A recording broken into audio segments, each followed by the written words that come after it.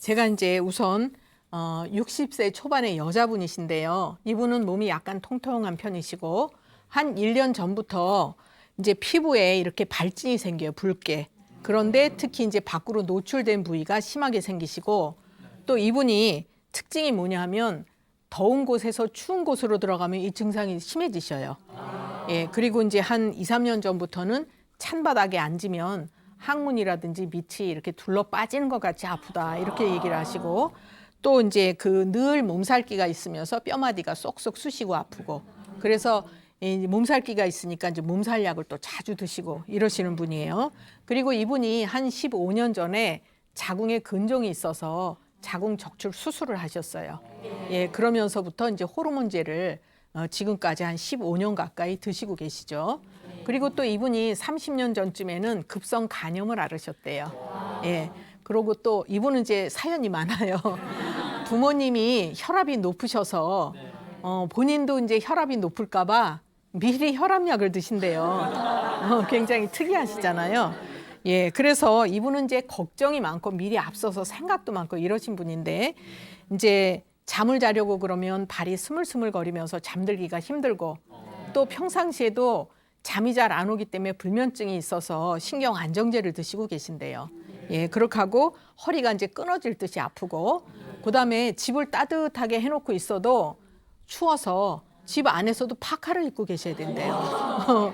좀 예. 그러니까 이분은 조금 이제 힘든 부분이 많이 있으신데 늘 몸살이 있고 그럴 때 이제 두통도 같이 생기시고 그다음에 눈이 뻑뻑하면서 막지가 않고 그리고 또 밤에 소변을 한 6, 7번씩 보러 다니셔요. 그러니까 그러지 않아도 잠들기 힘드는데 얼마나 힘드시겠어요. 그러니까 이분은 나름대로 너무 힘들게 생활을 하시는 분이에요. 그렇게 하고 이제 한 1, 2년 전부터는 1년에 한두 번 정도 달팽이관에 이제 문제가 생겨서 어지럽대요.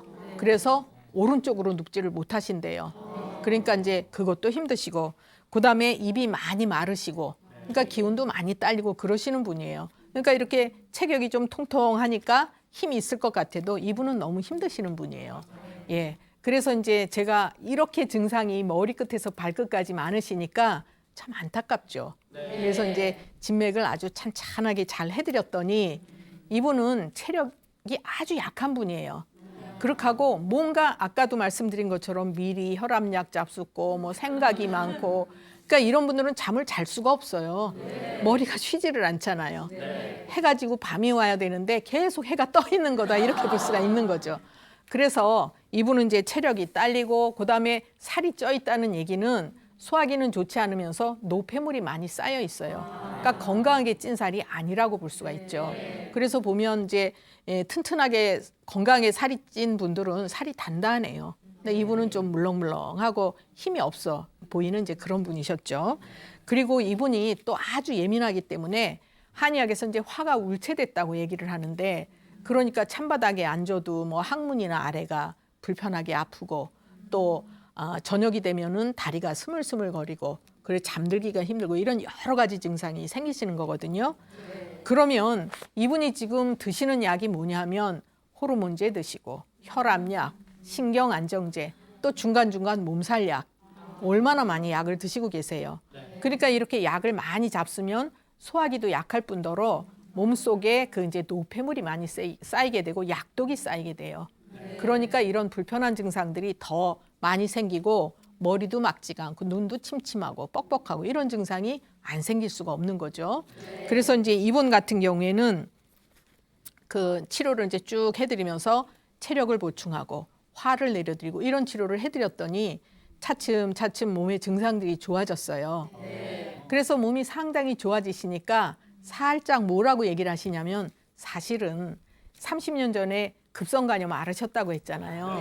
그러니까 당신은 늘 이제 한약 먹으면 간이 나빠지지 않을까 이런 걱정을 하신 거예요. 그래서 치료를 할 때 상당히 망설였는데 이렇게 좋아지니까 좀 내가 그때 걱정을 너무 했나 보다 이렇게 얘기를 하셔요. 요새 그런 분들이 정말 많으셔요.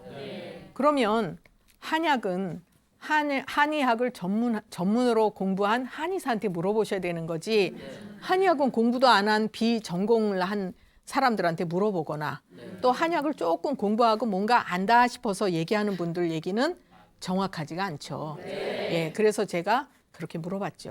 한의사한테 한약에 대해서 물어보셔야지 엉뚱한 분한테 그 말도 안 되는 소리를 물어보시면 되겠느냐 했더니 아주 이제 미안해하면서 근데 이분이 좋아졌으니까 그 얘기를 하신 거예요. 그래서 우리가 이제 주변에서 보면 그 한의학 같은 경우에는요, 한의사가 평생 공부를 해도 다 못할 만큼 아주 굉장히 방대한 지식들이 오랜 세월 동안 축적이 된 학문이에요. 그러니까 이거는 한의사도 진짜 열심히 죽을 때까지 공부를 해도 다 못할 정도의 그런 아주 좋은 학문인데 요만큼 알고서 또는 알아보지도 않고서 뭐 어떻다 얘기하는 거는 이제 좀 환자분들이 이거는 판단을 하셔야 되는 부분이지 않을까 이렇게 생각을 해요.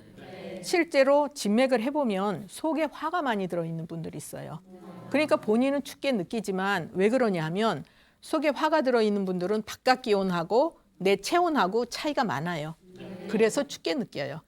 그러니까 이제 춥다고 해도 진짜 몸이 차서 추운 분들이 있고 또 이제 이렇게 속에 화가 많이 들어서 춥게 느끼는 분들이 있어요. 그래서 이렇게 파카를 입고 계시는 분이 있고 전에 어떤 분도 여름철인데 파카를 입고 오셨어요. 예. 그리고 이분은 버스를 타면 너무 에어컨을 세게 틀어놓으니까 저희 한의원에서 한 세 정거장 정도 되는 거리인데 걸어오셔요. 거길 창피해서. 그리고 그 버스 이 에어컨이 싫어서 걸어오시는 그런 분도 계셨어요. 그분도 이분처럼 진찰을 했더니 속에 화가 많이 들어 있었어요. 그래서 이제 우리가 그냥 겉으로 나타나는 증상이 다가 아니고 그거는 결과물이다. 이렇게 볼 수가 있어요. 그래서 이분은 아무리 춥다 몸이 차다 하셔도 그 환자 말만 듣고 몸을 따뜻하게 하면 진짜 힘들어질 수가 있어요. 그러니까 이제 진찰을 할 때는 요거는 의사가 판단을 잘해야 되는 부분이다. 이제 이렇게 말할 수가 있죠. 이제 이분은 몸이 좋아지시니까 피부 가려운 거, 잠 못 자는 거, 머리 아픈 거 이런 증상들이 다 좋아지셨고 이제 아주 나중에 마무리도 이제 한약을 먹어도 간하고는 상관이 없거나 간이 오히려 좋아지는구나. 제가 이제 그럴 때는 책을 보여드려요. 동의보감. 거기에 간병을 치료하는 처방들이 많이 나와 있어요.